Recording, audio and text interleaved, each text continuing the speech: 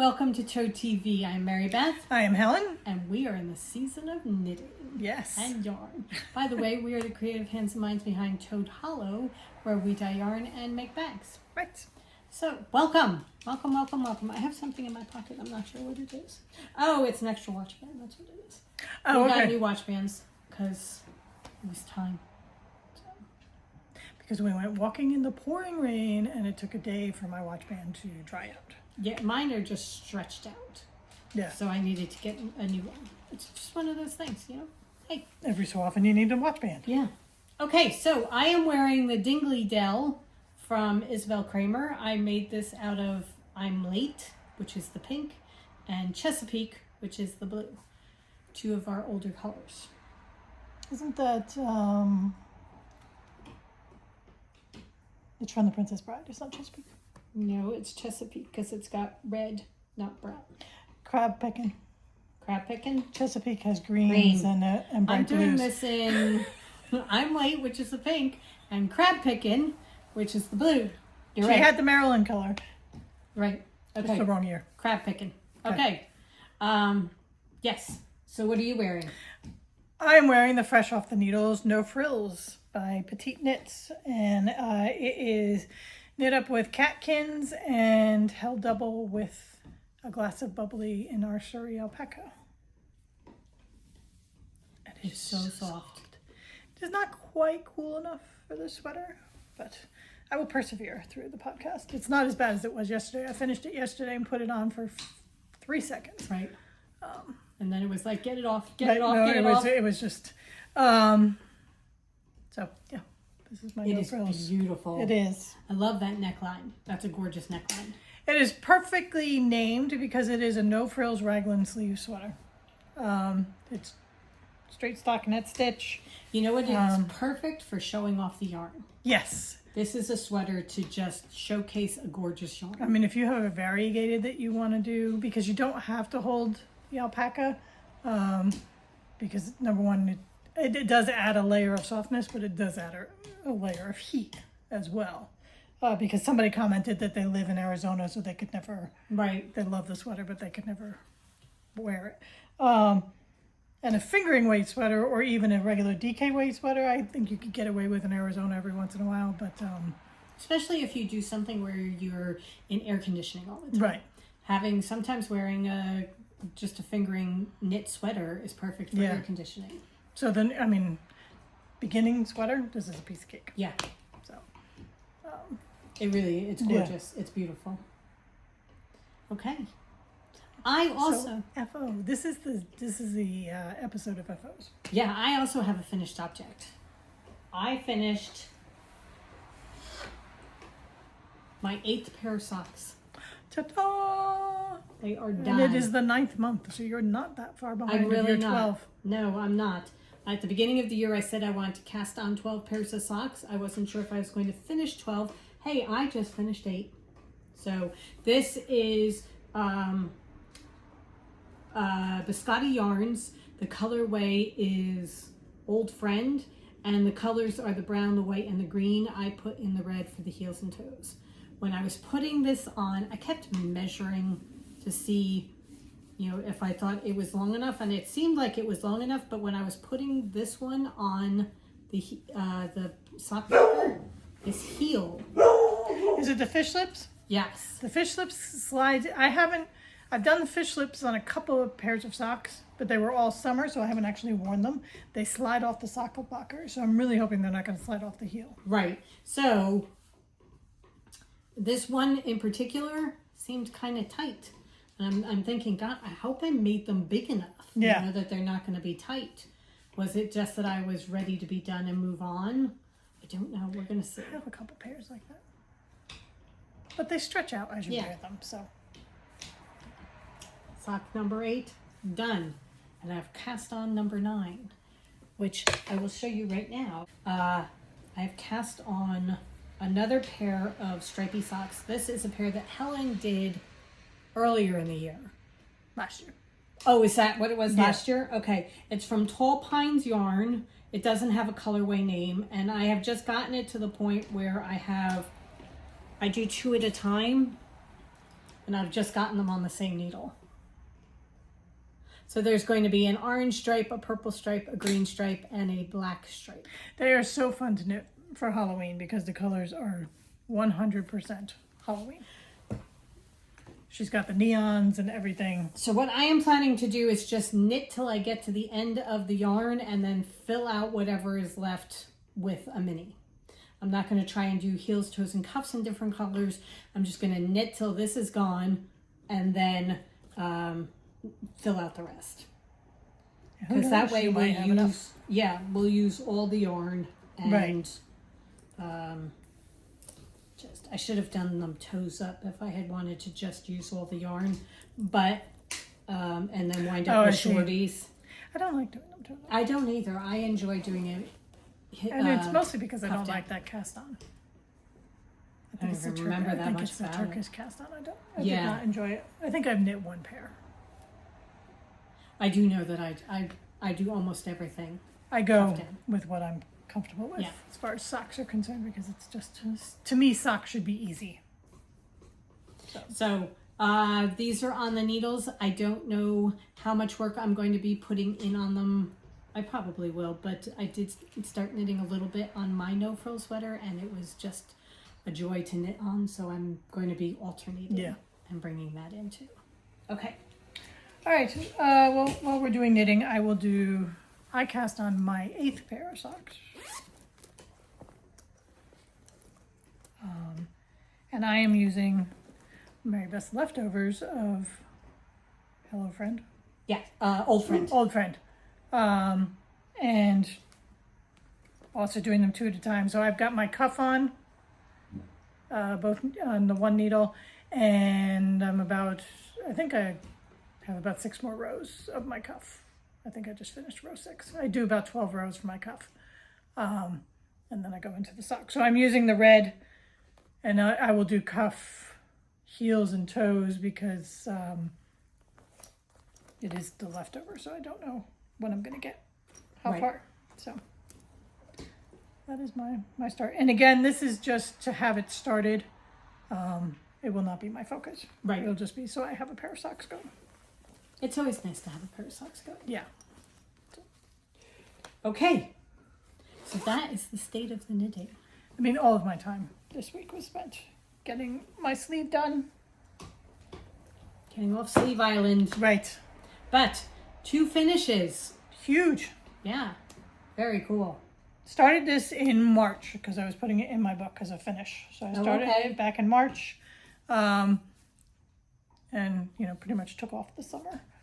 So I have to really get going on that because I'm watching you wear it and thinking, oh, I want to be wearing mine. And mine is just like an inch below my bust. That's all I have. I've got a lot to do. And that seems to take forever. However, it's just straight knitting so that you just keep going round and round and round. Right. Piece of cake. All right, let's move on to cross stitch. I have one more than you, so I'll go first. Okay. Okay. A lot of work this week went into the Stitch Witch. This is the Stitch Witch by the Tiny Modernist. And I was putting in her hat and her face. And what happened was... Did you think about making her face green instead of the taupe? I can. I'm just curious. Because I look at it and the first thing I think is, oh, her face should be green. Okay, so... I know you have much bigger problems right now. I put in the hat and started to put in the face and realized that my nose was over here, over her shoulder, rather than being in line with her bodice. Her nose should line up completely with the V of her bodice. Rather than that, my nose was over here. Because you had put in the bodice too. I had put in the bodice first, and then I was putting in the hat and coming down from the hat and doing the face, because I was counting off the hat to do the face, and it was just so off. So then I thought, all right, do I just take out the 1 or 2 stitches that are off on the hat and try and figure out, if I take out this stitch, then, and then I thought, if I do that, then I'm going to have several stitches that are just hanging on by a thread because they're not, I took out one stitch. That's really not enough, especially since I cut the stitch. Okay. You know, it's just part of half a stitch that's the only thing that's keeping you from coming unraveled. So I finally decided to take out the whole brim of the hat. The only problem is now I have this great big a lot of black space of shadow. So I'm going to put it back in again. This time I'm coming up from the bodice to make sure that I get it in the right spot. I'm going to do that, and then I'm going to see if this shadow is really going to be quite as bad as I think it is, or as it is right now. I'm hoping when I start putting the stitches in, it's going to cover most of it. It won't be too bad. You could try washing it, but I know people wash their cross stitch as part of finishing. I could also take an eraser and go over it and get all the little bits of fuzz off, because I think that's part of it too. I'm gonna stitch it first and see how it looks then. Yeah. So that's where this one is. That's the problem with making mistake with black. Yes. That's the problem with stitching in black, period. Yeah. So putting in the stitches took a day. Taking them out took a day and a half. Took forever to get them out. However, I'm hoping to make more progress on this, and I'm really hoping. Have you gotten over your anger at it? So that I'm hoping that the top of my hat isn't too out of whack, that it's going to be okay. Yeah. The problem was I was going by page rather than doing the overall thing.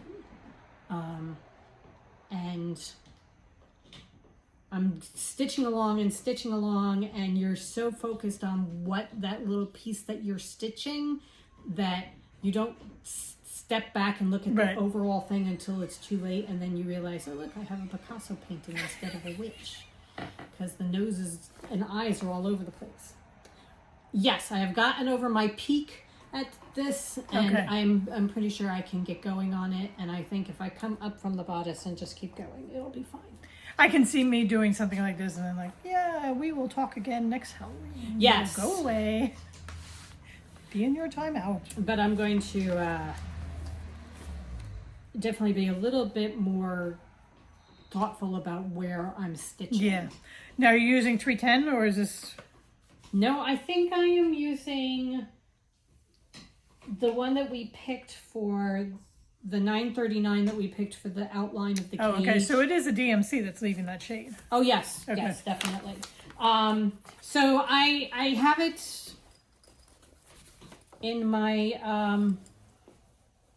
my nightshade bag, my nightshade portfolio bag, and I will get, I haven't done anything on this since I took out all the stitches because I wanted to show it on the podcast and talk about it.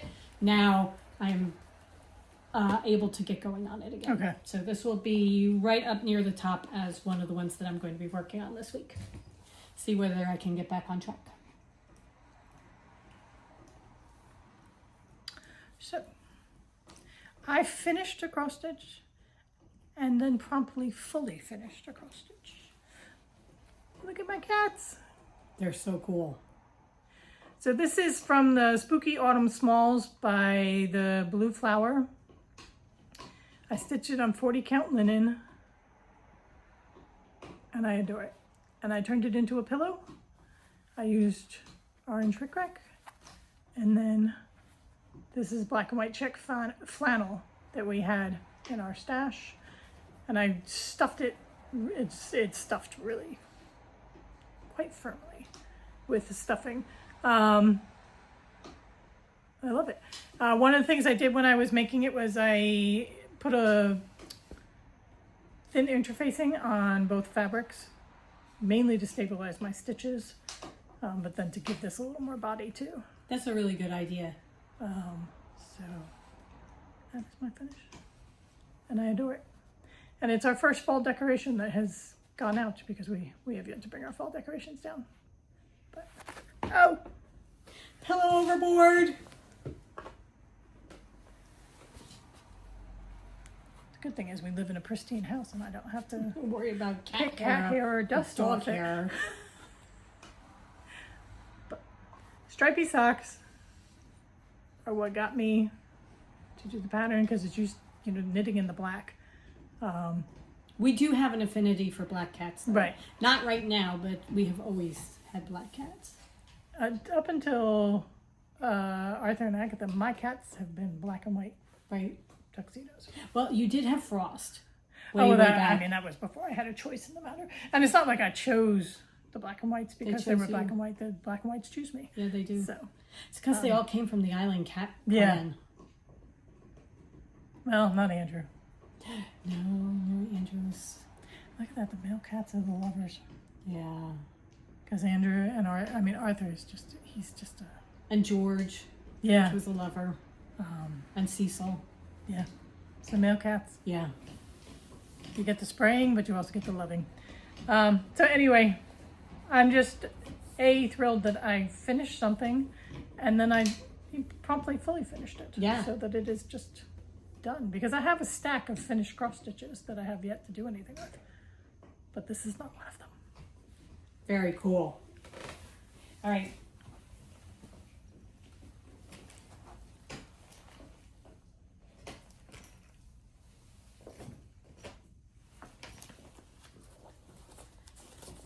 My next cross stitch that I have been working on is the Halloween Hen by the Tiny Modernist. I was hoping to have this done by this week, but then I spent all the time on the Stitch Witch. Last week I had the pumpkin pot done, the teapot done, and... Somebody hold on. Oh, no, that's okay, thank you. This is where I am now.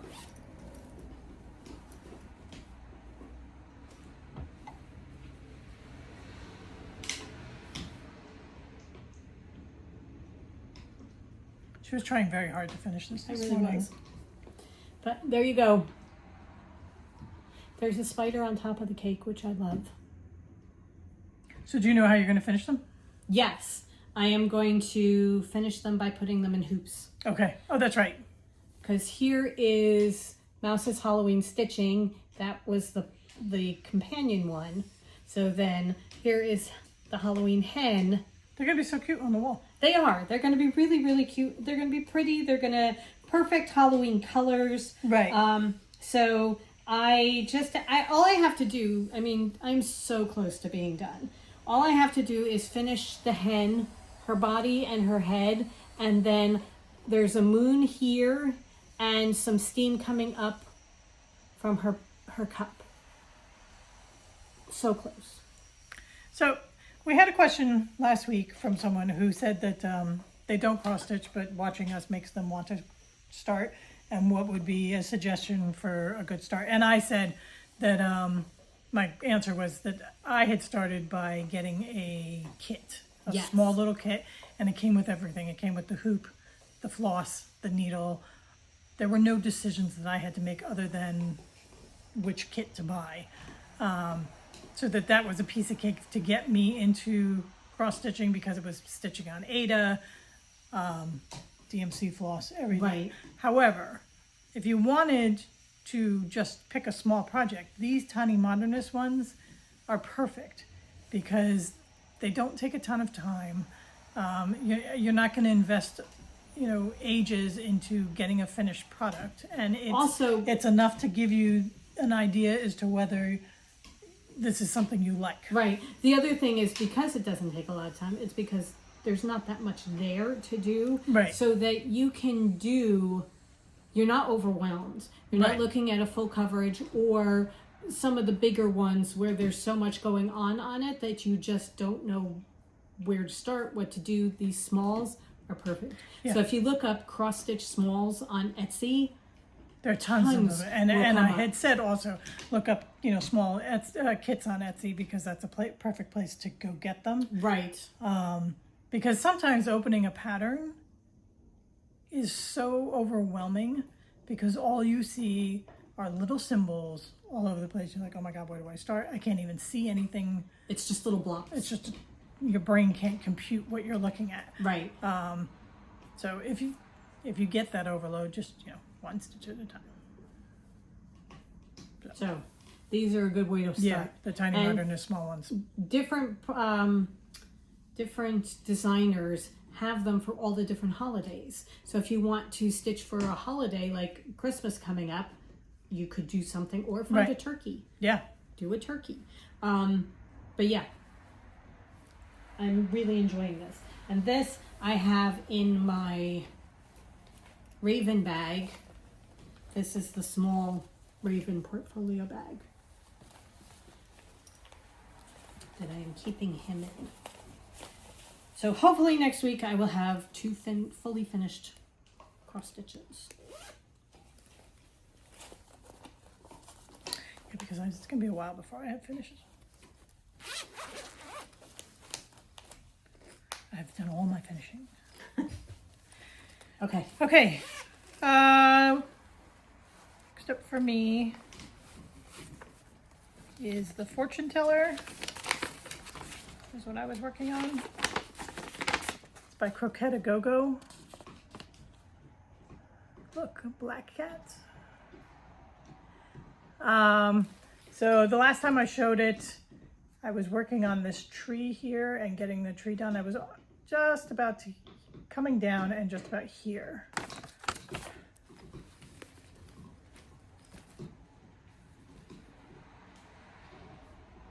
So I finished the tree, realized it was all wrong. So I finished the trunk and everything, had to take it all the way out up to here and redo it. And then I got the pumpkin in. So this is also on 40 count linen. I believe it's Fog. I have it written somewhere.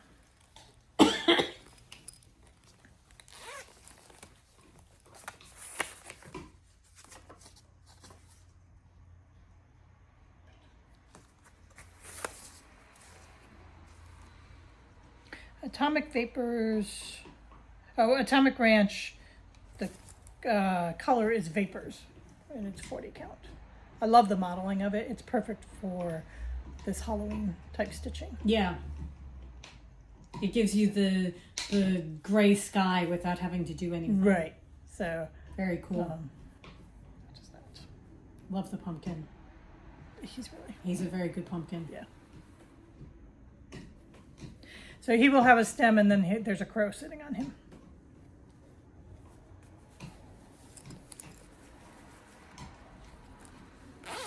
And I have that in my Zip It Up bag that I made from By Annie pattern.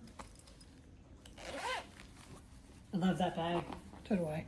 Love, love, love that bag. I have to make more of them. I do not have a picture of this one. This is Autumn Colors Pumpkin from Owl Forest. And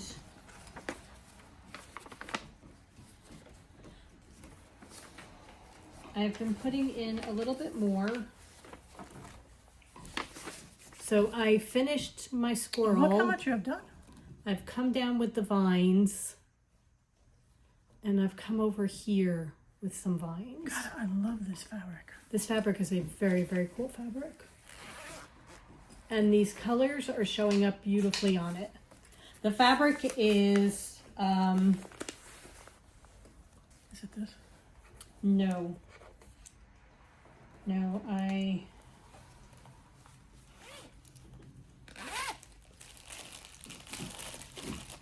The fabric is 16 count Aida.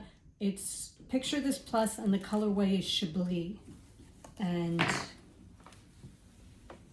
it's just a really, really great color.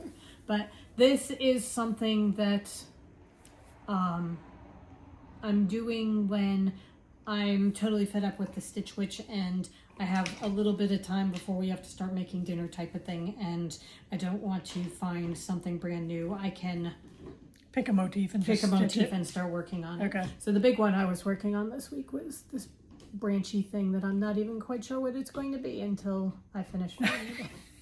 Probably a pumpkin vine. It's going to be one of those things that It's a surprise. Because I work on it on my iPad using Markup RXP, and I usually am focused in on whatever I'm working on. Also, she does it by pages, so very often I forget what the rest of it is until I hit it, and then it's all over. You're finally figuring out, you're like, wait a minute, that's a vampire that I'm doing with that kind of thing, you know?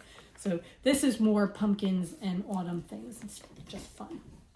This is in our exotic birds fabric bag that we made when we were doing the extraordinary birds. Okay, the other thing I'm working on is my latitude. This is a long dog sampler, and this is where I am using up my threads from finished projects. So I am still working through the extraordinary birds threads.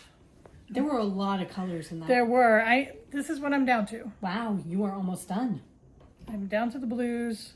I was just finishing up the green this morning. A lot of green in this project. But wow. Last week I had this motif done and coming down the middle like that. So this week I did this, and I actually got a little animal. I got a squirrel. So I did all that.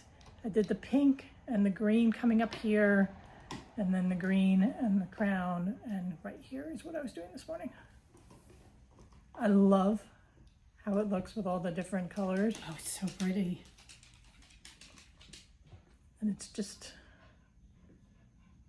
going to be a work of art when it's done. Can I see your squirrel? Oh yeah. Oh, cool. Oh, he's so cute. He is. Not sure what this is. Where's the pattern?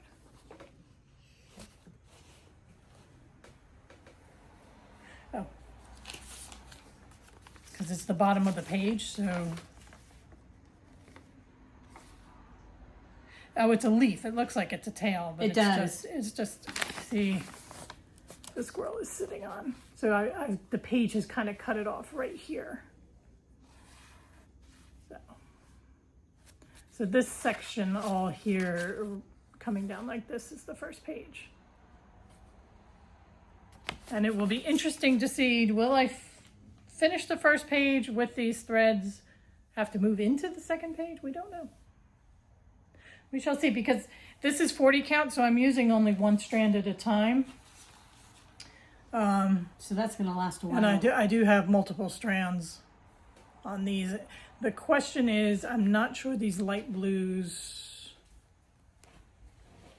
are going to show up enough. Okay. They kind of look like they might, but I'm going to have to put a couple stitches in to see if they will show up enough to go into the project or not. Okay. But I love it. It's beautiful. It really is. And once I get going on it, this is one of those things where, you know how you're with your pumpkin, you were doing you can pick it up and just do like 5 minutes at a time. This takes me a little bit of time to get into the groove of it because of figuring out where you are, and there are just so many it's very stitch dense. Yeah. So deciding, where you're going to go when you finish a thread kind of thing. But then once you get a groove going, and I had my book going this morning, I said to Mary Beth, it's one of those mornings where, do we really have to stop? How important is it for us to work? I mean, do we really need to podcast? All right. My last thing that I am working on cross stitch wise is my Alice sampler. This is what it's going to look like. Helen's going to put in a picture. And I am doing this using variegated thread from DMC. It's number 4066. It's all different colored greens. And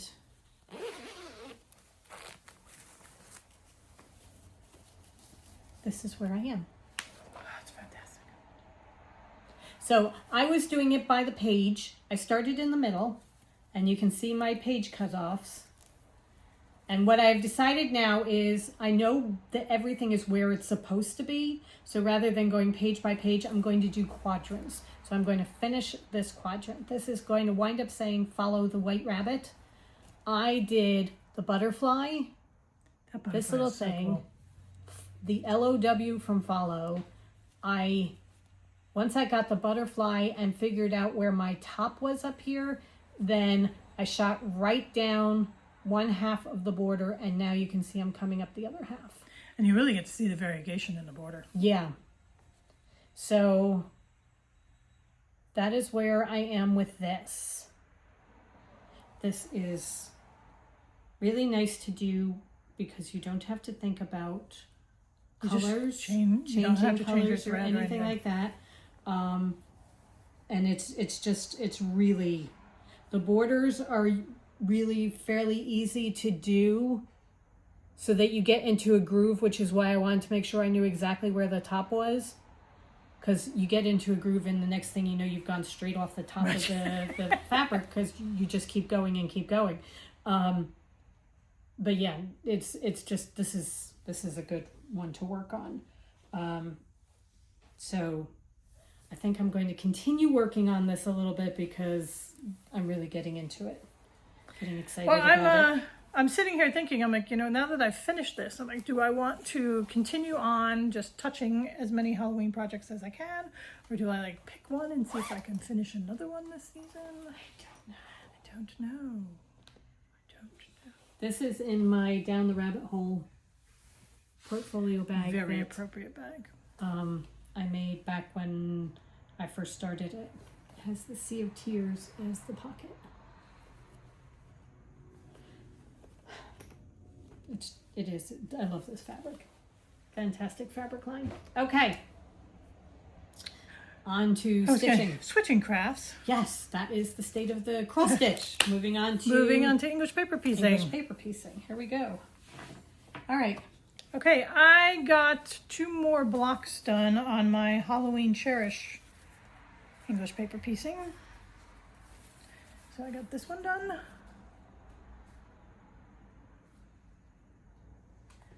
And then I got this one done.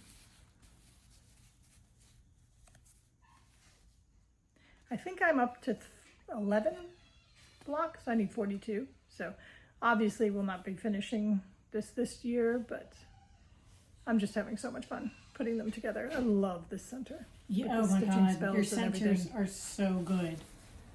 And then this one with the spider, so I went with the black. And you have got it so that it is perfectly centered and everything. Yeah. It's perfect. It really is. They're coming out so good. I just love them. So I can't wait to see what you're going to do when you start your Christmas one. maybe I'll do a Christmas smitten instead of a cherish. Okay. All right, that would work. Yeah. Something a little different. Okay. I have pieces that are out of them. Oh, okay. They're just floating around that I didn't realize were there. My English paper piecing, I put in a little bit of time on the Seven Sisters. We were doing a Zoom call with a friend of ours, and I did some basting of these. So my first 4 colors are pretty much done. This is what the stars look like. So you have, I am doing these out of the Tiny Beast from Tula Pink, and then I'm using her Tiny Dots and Tiny Stripes to go with them. So that's one color. Here's another one. Here's a blue. And then here's an orangey one. So those are the first 4. I have 3 more to do because there's 7 colors for the Seven Sisters. And I did 2 of the animals. I have a green that's got kind of orangey and yellow part of it. And then I have another green that is more purples and blues as the background. And what I'm going to do is,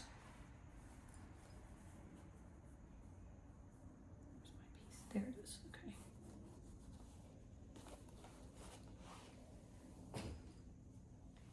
For this one, I'm going to go more on the green, and this is going to be my other color.